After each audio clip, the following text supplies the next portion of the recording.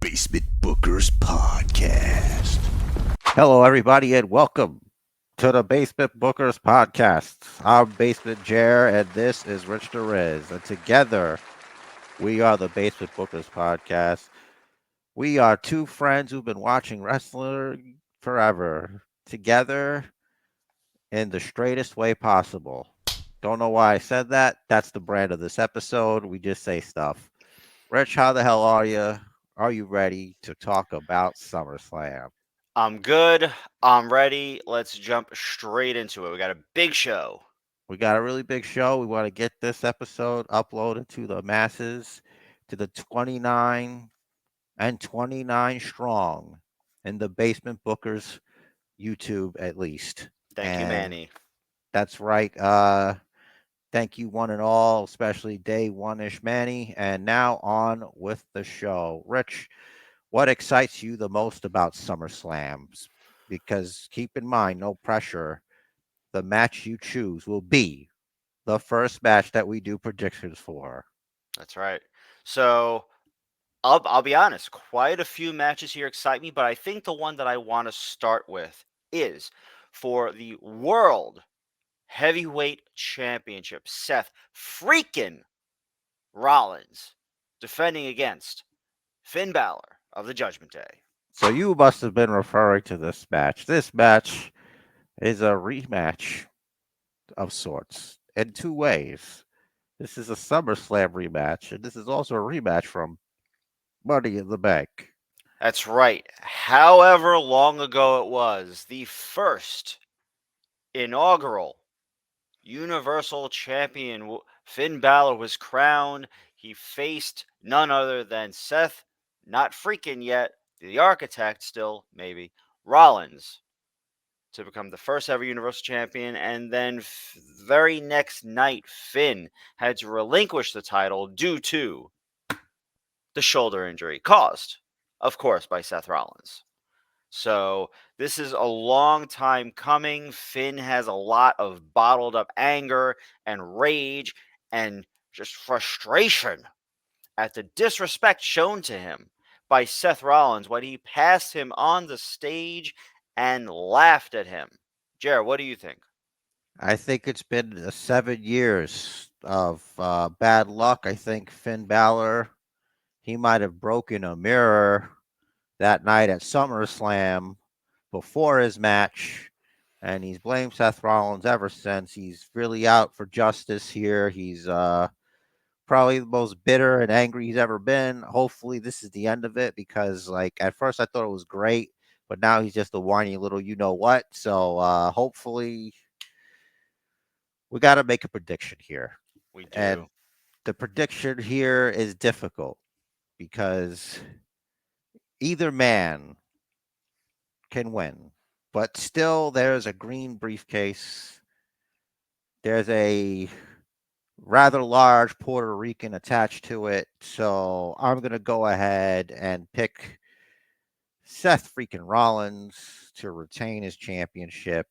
Safety in numbers. But really, lately, the Judgment Day has proven they're not able to like execute a plan appropriately lately, especially what with the numbers they have. Right. I'm going with Seth also for the same reason. I will simply put it as too many cooks in the kitchen. You have Rhea doing her thing. She distracts. Finn's going to say to Priest, what are you doing? Yada, yada. Distraction. Backfire. Seth retains.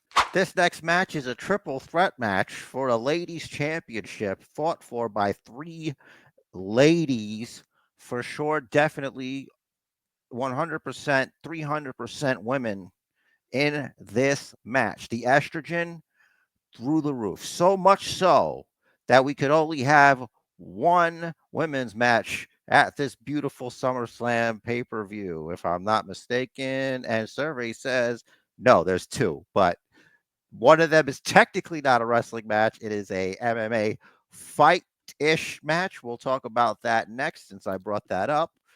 But as far as this match goes, let's not forget there's a dirty, filthy briefcase out there also here. So Asuka is the best she's ever been. Charlotte Flair's the most Charlotte Flair she's ever been. That could be bad or good. And Bianca Belair is the most EST she's ever been. Is there a ceiling? I don't know. But this could be, if Charlotte Flair loses, this is her first SummerSlam loss. Okay. If Bianca Belair loses, I think it's fine because she's lost at SummerSlam before, probably. I think Becky Lynch punched her in the face. So Mm-hmm. there's that. So look, maybe it's Charlotte Flair and she gets cashed in on. Who's to say? Mm. But as of right now, as of now, I'm gonna stick my flag right down the middle, and I'm gonna pick Asuka to win the championship here. Champion's advantage being not here, but still, she's got something she can hit people with. She's got spray. She's Mm-hmm. got everything. Mm-hmm. So I'm also going with Asuka. I feel like there's just so much of a feud going on right now between Charlotte and Bianca. I feel like that's not over. That's going to be a focal point. Now, after the match, does Io Sky cash in? Maybe. Does Io Sky cash in during the match, making it a fatal four-way? That would be interesting. That would be pretty cool. That would be the first time a woman has done that, cashing in during a match. But ultimately, I think this match, Asuka wins. All right, we're all in agreement here.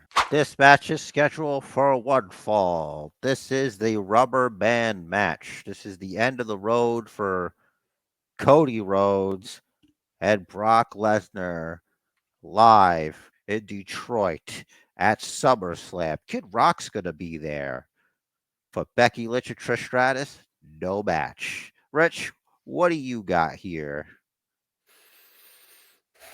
You Oh, know, build the match and stuff. it's I feel like it's tough to ever say that Brock is going to lose. I feel like for the story, for the long-term story of Cody Rhodes that they've built so far, like I don't even think we're halfway there. I feel like Cody has to win this one by hook or by crook, maybe holding tights. Maybe Brock honestly is probably just going to post himself and knock himself out, and then Cody Cutter, and then the Crossroads, and that's it. But yeah, it's going to be Cody.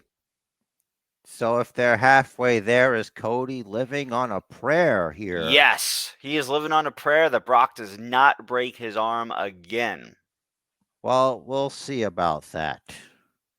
And I'm going to go with Cody Rhodes because this is over, thankfully. Hmm. Unless they want him to beat Brock Lesnar as much as Roman's beat Brock Lesnar, in which case, let's not do this anymore. You're going to start beating your Brock Lesnar too much. He's going to get chapped. You're not going to enjoy it as much anymore. But not as much as you're going to enjoy this next match. What is billed to be a fight. Maybe is this the fight that Brock Lesnar was supposed to have with Cody? Because Brock wanted to fight Cody, but instead they had like a regular match. What's going on here, dude? Are we doing like some faux MMA rules? They taking the ropes down? What's happening? So far, all they've said is MMA rules. Let me see if I can look on the Wikipedia if they have any additional information on that. They do not. That's That was quick. great.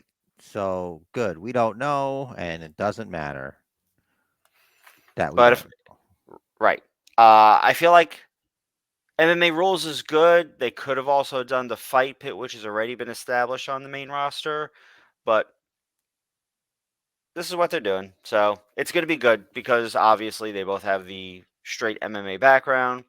And I'm going Shayna. I feel like what they're going to do, since we know Ronda wants time off or just out of the contract, whatever the case may be, allegedly.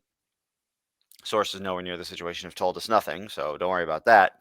I can I verify. There you go. I feel like kind of like her exit from UFC after her loss, she's going to stomp off, never to be seen again. Uh, Look, here's the thing. What's going to happen here is going to be painful because Shayna Baszler is going to beat Ronda Rousey like a drum. I believe this because I watched the promotional material on Monday Night Raw. I didn't think it was possible to make anything good out of this. And I don't mean out of the match, I mean like a good video package. Hmm. So I think this is going to be a bully beatdown. And I think this is going to be, we'll see Ronda Rousey for round 3 down the line. She probably wants to, go home, be a family man, woman, however it is. To quote Street Fighter, Guile, you say that, you would say go home and be a family man. Just going to drop that down there. And yeah, that's what's going to happen. Rousey, she's going to go home. She's going to be a family woman. And Travis Brown's going to make her sandwiches, and rear the child while Ronda, she sits there with her feet up. She's got her pipe, and she's watching reruns of Columbo. She's enjoying her life. And that's what's going to happen here. It's TikTok versus YouTube. It's beast versus man. It's quote the scintillating Ricochet. Why does he call him that? I don't know. I don't like it. I don't think you should say that. I think you should just stick to like I don't know, incredibly athletic. Scintillating is too it's too fancy. You got like thousands of thread counts in your sheets with that kind of language. You know what I'm saying? You shop for your linens at places where they don't got the prices on. Okay, that's the kind of wording you're using here, pal. Okay? You're out there getting bottles of wine that you don't check the price for and you just sip it. You just swirl it around. That's the kind of verbiage you're using here. We're all of us here, former beer drinkers. We just want to kick one back and sit there and have a glass of water and watch the fights here. Okay, so scintillate on out of here, Bucko. Hmm. Which all right. So here I got Logan Paul. I think Ricochet's a nice enough guy, but this guy Logan Paul, you just can't keep going around losing. Like even if he does lose, right, he will always be Logan Paul. Ricochet's always gonna ricochet. He's gonna, but when it's all said and done, I mean, Samantha Irving might have to say Logan Paul's name.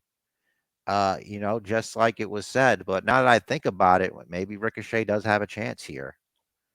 Um, but looks can be deceiving. I'm gonna go here.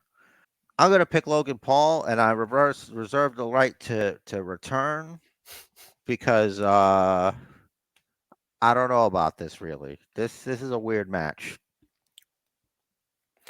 It is. It's kind of one of those fringe matches. It's like, where exactly did this come from? Like, we know where it came from. It came from the viral moment at the Royal Rumble, but I When feel when like they two took men slapped meat in the midair. right. I feel like they took a long time to follow up from that to get to this feud.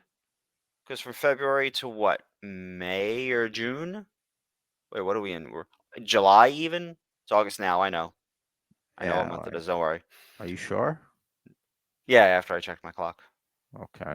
Um, but I'm gonna go the other way, but I'm also gonna reserve the right to come back to this one anyway. I'm going Ricochet here because I feel like the story they're telling, Ricochet is gonna come out on top.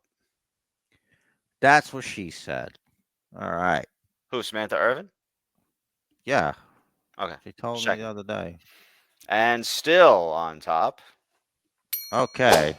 So right now we have the Slim Jim Memorial Macho Man Randy Savage brother. Uh, Yes. it is a battle royale. Um, who's in it? who cares? But I pick LA Knight to win that one because I like LA Knight. But he Yeah. did win his match this Friday night, so Finally. who knows? By the rules, maybe he shouldn't be. But hey, rules are meant to be broken. What say you, Rich Is? So I'm going to list the 12 competitors that are listed so far. There are going to be 25. So this is in case you want to change your mind here. So LA Knight, Sheamus, Tommaso Ciampa, Shinsuke Nakamura, Otis, Chad Gable, Karrion Cross, Grayson Waller, Santos Escobar, Matt Riddle, AJ Styles, and The Miz. I'm gonna still stick with LA Knight on this one. Mm-hmm. I have a good feeling about it, and whatever. You know what I mean? I know there's a lot of stories heading into this. They've got a lot pinned on this. The Bronson Reeds of the world, the Tommaso Ciampas of the world, the Mizes of the world, the Yeah. Shinsuke Nakamura's of the world. Yeah, that's a storyline. But Mm-hmm. what do you even win? Right. What's the victory for Maybe, exactly? maybe you get some Slim Jims. I think it should be like a box. Yeah, like a box of Slim Jims. Like it's already opened and Mm-hmm. somebody took two of them. That's what you win. Who Triple took H them? has to. Triple H gets one and Vince gets one. Okay. Well, Vince isn't there right now, but Triple H and whoever else is there with him. Sean, of course. Yeah, there you go. HBK can have one. There He's you go. gonna need one. So I'm going with LA Knight also. The storylines here, I think Bronson Reed is probably going to eventually be announced for it. Probably like obviously day of because right now it's right after SmackDown. So you have the storyline with Champa, Shinsuke, and Bronson Reed. You got LA Knight and Sheamus. Otis and Gable. You have with I don't. Oh, so Viking Raiders are probably going to be in it. Yeah. Well, we already chose what we chose, Hmm. so it's best to ride off like a G into the main event. They One of got. the main events. Hmm. It should be. This should be one of the main events. It's the man with the largest ears that appears at this time in this photograph currently. According to this, Drew has no ears. All the ears were given to Gunter here, as you can see. Um, so look, I don't know what the future holds, but I refuse to live in a world where Gunter is not the Intercontinental Champion constantly. We all like Drew McIntyre. I think the next move for him is something a little bit bigger. And I'll just leave it at that. Yeah, I think I'm on the same page here. Gunta, the Intercontinental Champion, and maybe Drew will do one other thing before moving up to face Seth freaking Rollins or whomever is champ at that point. I was going to say, you must have some inside information. Could be Priest, could be Finn, could be someone else. Maybe it's Dominic Mysterio. Dirty Dom. Yeah, that's the swerve right Hmm. there. When you multiply 1 times 2, you get 2. And that means that these twos, one of them has to be the ones. And if it's not the tribal chief, then I don't want to watch a product that would elevate a false chief. There is only one chief. All other chiefs serve before him. He is the one true chief, the tribal chief. Why are we even talking about this? This tribal combat nonsense. Look, I'm not gonna disrespect the elders. You know, I'm on. I am only seeking some answers. And the answers that I got were in the beautiful little promotional package there about with the Wild Samoans talking about the tribalness of the chiefness, letting y'all know what's going on so you can stop being culturally insensitive and properly respect the island. All of you who don't respect the tribal chief, you need to stand in line, fall in line, sit in line. Whatever you got to do, just be in the line. I don't care. The tribal chief. is the ones. That's the end. This is ridiculous. I don't even know why he has to do this. This doesn't make any sense. He's the tribal chief. Jay's not the tribal chief. He's supposed to be the right hand man. That's who he's supposed to be. Only thing I'll add to that is acknowledge him. All right. So SummerSlam is looking to be the best SummerSlam since the last SummerSlam. And boy, I cannot wait until Roman Reigns comes out and he goes, it's Roman time. And he appears and he Romans all over the main event. He Roman Reigns all over the place. And then we all throw it up through the rain. And we look up and we acknowledge. Okay? With our eyes closed. You know, and was it reverence and reverence? We're all just gonna do it. Okay. You know, this SummerSlam, this event marks 1 year of the Triple H era of WWE. Allegedly. Right. So Allegedly.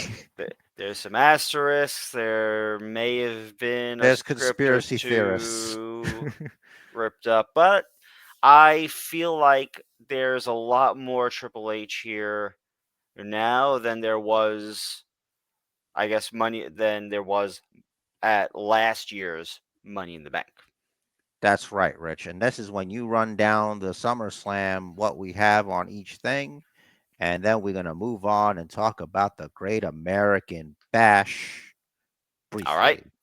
So, our picks for SummerSlam, the quick summary: Slim Jim Battle Royal, L.A. Knight. Yeah. Ronda versus Shayna. We both got Shayna. Gunter versus Drew McIntyre. We both have Gunter. Cody Rhodes versus Brock Lesnar. We both have Cody Rhodes. Seth Rollins versus Finn Balor. We both have Seth freaking Rollins. Asuka versus Charlotte versus Bianca for the WWE Women's Championship. We both have Asuka. Tribal Chief Roman Reigns versus Jey Uso. We both have the Tribal Chief, and still, of course, and our Basement Championship match. Ricochet versus Logan Paul. I have Ricochet. Basement Jer has Logan Paul. And now Basement Jer is going to introduce the Great American Bash. Well, it's Great American Bash time, which means it's time to talk about the Great American Bash. But because this episode is SummerSlam, we got both of us picked one match that we wanted to talk about, and Rich the Riz pulled the longest straw. So he gets to talk first about these two meaty men who slap meat together in the squared circle out there in the great American city of Texas State. Now, yes, something. Carmelo Hayes versus Ilya Dragunov. You know, I feel like this match was pretty much exactly what we thought it was going to be. We're going to see a lot of Carmelo Hayes' athleticism, and we absolutely saw Ilya's intensity. I feel like he even actually turned it up another notch more than usual, which is crazy because he is already like off the chart. But what we saw was when he maybe let himself go a little too much, lost his cool. He leapt at Carmelo Hayes when he was outside talking to Trick. Trick was holding the title at the time. Hayes dodged out of the way. Ilya went headfirst into the championship belt.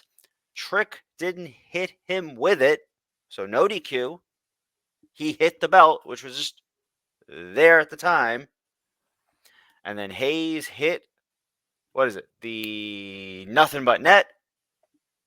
And still, what'd you think? Really, there's nothing different that I could say to elevate this match any further. I feel like you verbally fellatiated this match to the point of climax. And just to, and you or you go in there after, you're just making it worse for people. So I'm just going to stay out of this. The three of you, uh, welcome to the Basic Bookers podcast, everybody. And I hope you all feel just as nauseous. So now I'm here to straighten out the record here. That match that Thea Hale had against Barbie over there, Tiffany Stratton. Obviously, she's right here. She's she's a pivotal part of the set here. Very important, champions, recognized champions, obviously. But as soon as I saw that idiot with the towel, I'm like, oh, why are they gonna do this? This is stupid. She's not Bob Backlund. He's not that guy. What the hell? And I was so angry. I was I was shaking, okay? The day I don't like to get political here. All right, I don't like to get political, but Thea Hale being treated that way, this was awful. I can't I'm shaking right now in anger at this. Andre Chase is a traitor. He's a traitor and a mook, and I hate him. She shouldn't have lost that match. Okay, she wasn't gonna give up, and I get it, Mr. Chase. You are as soft as baby dew, but Thea Hale is tough. She would have gotten out of it, but we'll never know. We'll never know. And what kind of teammates are you? This match is no disqualification. Duke Hudson, what are you doing? What the hell good are you even? You guys literally did nothing to help. Not even accidentally be in the way. And all you did out there, you threw in the towel, and another great tragedy happened here. What's your take on this? Were you also shaking in anger? Do you have the same feelings as me? Unbelievable. I think I do. I think I'm on the same page here. I think we should start calling this Towelgate because that should not have happened. She did not submit. Yeah. We were told winner by submission, not by someone else forfeiting for you. Yes. So, Thea Hale, you have a case. Have your lawyer look at the paperwork, get him on it, or her on it. I don't know who your lawyer is. I don't know what all those initials are under Kiana James. Maybe she's a lawyer, but get her. She'll know someone, if anything. And have this rematch. Why isn't there a lawyer character? Uh, Like WWE Sterling. and NXT don't have one. I'm not talking Yeah, about no, I know. AEW. No, I know. Oh, actually, so there was a Save it guy. for the AEW segment. Yeah, there was a guy briefly that was like hounding Von Wagner and Robert Stone. Von Wagner kind of like chucked him around a little, and then we haven't seen him since. Oh I don't even yeah. I don't even know if they gave him a name. Like they might have, and I just They shouldn't have, because it's not believable that that guy would get thrown around being a lawyer and not sue Von Wagner for assaulting him. for real. Unless So he would have him covered in litigation all over his face, neck, and chest. he didn't survive. I don't know. We're not allowed to speak on that, but In game, you have to say in game. in game. So in regards to this, we're good here. Yeah. It's great injustice. You have a case, as Rich says. Call him. Well, it was a very special episode this week on AEW. It was the 200th episode. And since this episode is jam packed to the brim, we've decided to do Basement Bookers Podcast presents 2 from 200. That's two things we enjoyed or wanted to talk about from AEW 200. And Rich the Riz has his two. The first being the Jericho Appreciation Society segment here therein. That's right. So, longtime listeners of the podcast, you will know. But if you're new to the show, first of all, thank you and welcome. One thing that I like to see in my wrestling storylines, in particular, is continuity in the storylines. Tell me what's going on, show me what's going on, and like later on, reference it back. So, what's happening here? We see Don Callis hit Daniel Garcia in the head with the bat while the rest back was turned. I don't remember why. And Daniel Garcia had Jericho in the sharpshooter. Now, this is the first time that Don Callis has interfered in a Chris Jericho match on Jericho's behalf, that Jericho actually saw it happen. And we see this look on Jericho's face like, why did you do that? What's happening?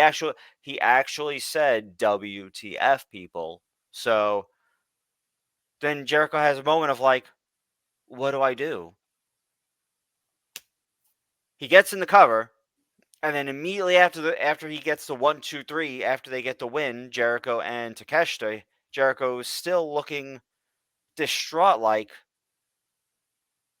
he's upset at what he felt he had to do to take advantage of Don Callis cheating on his behalf against his still current, as we understand it, stablemates, Daniel Garcia and Sammy Guevara. After the match, we saw backstage everyone's favorite Magic Man himself, Matt Menard, coming up to Jericho saying next week, mandatory meeting of the JAS, and Jericho has to be there. Jericho's still looking upset. So I like the thread that they are weaving here for us to follow. Jared, what do you think?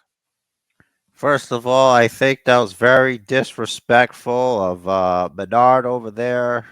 This is, of course, is what you're referring to. This is distraught Jericho. He doesn't even know. He looks like he's so upset. He looks like he's turned into action figure Chris Jericho, and he's so sad that the candle inside him is melting him from the outside. It's probably the heat and the sweat and the blood capillaries in there. So, first of all, who the hell is Matt Manure to call any meetings? Chris Jericho calls the meetings around here. You are here to appreciate him, or some would say acknowledge him. Um, that's very interesting. That's what's happening here. The timing is very interesting. I'm not saying anything, but yeah, I can't say anything more than what was already said because this is not my segment. So, excellent work here, buddy. And Thank you. then here we go. Rich there is the 2 and 2 for 200. My second in my two is this was the main event of Dynamite this week. Hikaru Shida winning the Women's World Championship from Tony Storm. Now, I've been described as a Shida hater. Yes, that is me. That is Manny. There he is, the He-Man Sheeta hater, Rich Perez. hmm If you're not watching the YouTube, you should. I just call it like I see it, right? Now, I'm going to be honest. This week, the promo, the pre-tape promo that led up to this match, I felt was we got better mic work out of Sheeta than usual. Still not where I would like it to be, but better. Okay, so I'm seeing the improvement. Her in-ring work, about the same. Maybe it's whoever is the agent for the match. Maybe they're letting. I don't know. I don't know what happens backstage as far as how the matches are laid out. I'm not a fan of her presentation, but her mic work is improving. And for her, personally, I'm glad she's getting the chance to be the world champion with a crowd. You know, they described her as the pandemic champion. She didn't have a chance to really defend the title in front of a crowd. So to give her this, I think is cool on Tony Khan's part. The after show, thank you Tony segment kind of was a little self fellatio, whatever. But whatever. Jared, what do you think? I don't think anything because this isn't my segment. But I Okay. think it's great that Hikaru Shida is the winner. I think that it's very important that we have a champion like her get a chance to do it with people. I mean, around her. Like, obviously, she's done it with people, probably. She's, a woman of mature age, and I'm sure she's got many suitors. Oh my God, guys, it's me, Tony Khan. Thank you for having me here on the Basement Bookers podcast. Jerry, I really like that you're featuring AEW on a on a SummerSlam episode of the Basement Bookers podcast. Uh, I'm really tweaking out right now, but I've got a special announcement. Mickey Mouse now. Anyway, thanks, guys. Thanks, Tony, for coming Wow. here Thank you, Tony. and introducing this next segment. Is my turn, my two from 200. And I, of course, have chosen the bloody assault on young Nick Wayne. Swerve Strickland and AR Fox. I did not have Swerve Strickland and AR Fox breaking into this young man's wrestling school and beating him bloody on my bingo card, but here we are. Here we are. This was insane to me. It's like, I don't know. I mean, you kind of do that to like try to kill somebody. Like, this is some like they had him go into his phone, unlock the phone so he can call Darby Allen. And then Darby Allen gets on the phone. It's like, and you think, oh, that's over. That uncomfortableness. And I guess if it's in a vignette, you can do blood. I guess that's different. Like, it was really brutal. I don't know. Um, Kind of a lot of blood. Maybe it was taped before the new regulations. Who knows? yeah. So this is how he was left. He was left laying right there. In case you need to see this, it's pretty brutal. It looked like they were going to do some more damage to him, and then they had to leave unexpectedly. Perhaps the law enforcement was coming or something. You would think. Uh, and of course, my other two from 200 here is what is going to be known as the preemptive backstab. Here you have the symbol. Here you have Adam Cole, who has officially loves MJF, and MJF loves him too. It's obvious that Adam Cole is definitely going to stab MJF in the back, and I'm here for that. Because he is a scumbag, he says, and I don't care how much he thinks that he's my scumbag. I did not consent. So, if you're gonna be my scumbag, you gotta be ready to hold a lot, my friend, because the factory doesn't close. So, just letting you know, you can't turn it back now. You already said to all of us, you accepted that. You made a promise, and that is my two from AEW 200. Honorable mention number one, RVD is here, and he, instead of Jerry Lynn, who admittedly said it'd be really fucking stupid for him to get into a match with Jungle Boy at his age, RVD out there living his best life. He'll wrestle till he's 100. He doesn't care. Um, honorable mention number two. This is more collision related. I think we should close with a discussion here briefly herein on the real world's champion. He's so original. He's got Ric Flair's gimmick. And now there is an X on the AEW championship, which is the straight edge X here, the CM Punk X, which he has appropriated as his own. Rich, what do you think about here? So it felt like it was a copy of something. I feel like he's rehashing something. Maybe it's a little bit of the rehashing of when he came back when he didn't lose to Cena. He actually beat Cena and then left all that summer of Punk. I don't know enough about the Ring of Honor history to know if they did something like that in Ring of Honor previously. Hmm. But you know what? I'm willing to see where this goes. I'm willing to see what kind of story they're going to weave here. I feel like that promo and segment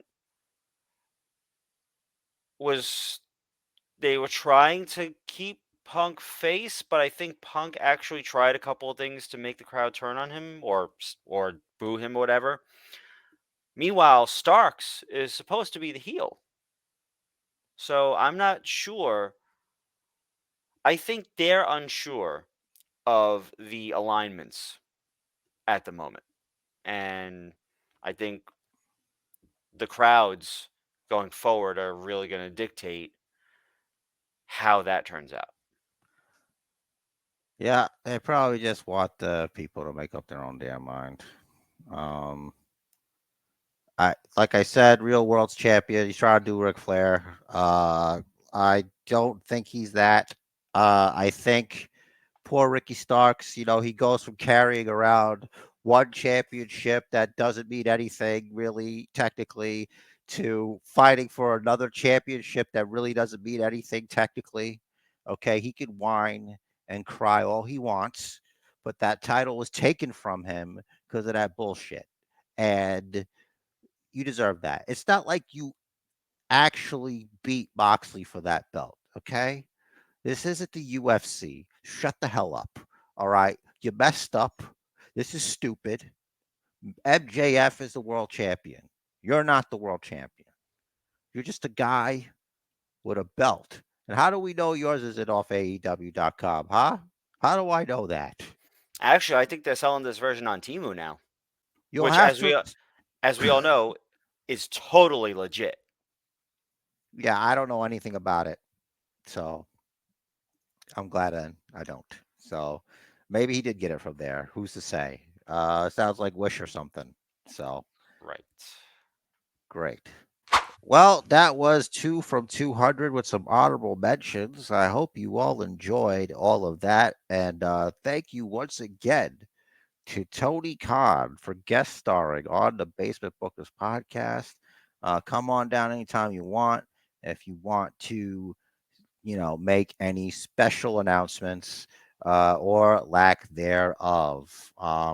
Before we go, I wanted to say, look, we're all upset that Trish Stratus and Becky Lynch didn't get to wrestle at SummerSlam, but at least they got to be on this episode of the Basement Bookers podcast. They got featured prominently right here with SummerSlam.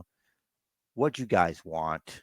It's either there was going to be like a 2-second match. The card's loaded. I mean, just look at it. And we don't know that they're not going to be there anyway. That's right. So to the 29 subscribers strong, thank you very much. Following the bookers here, helping us out here on the YouTube.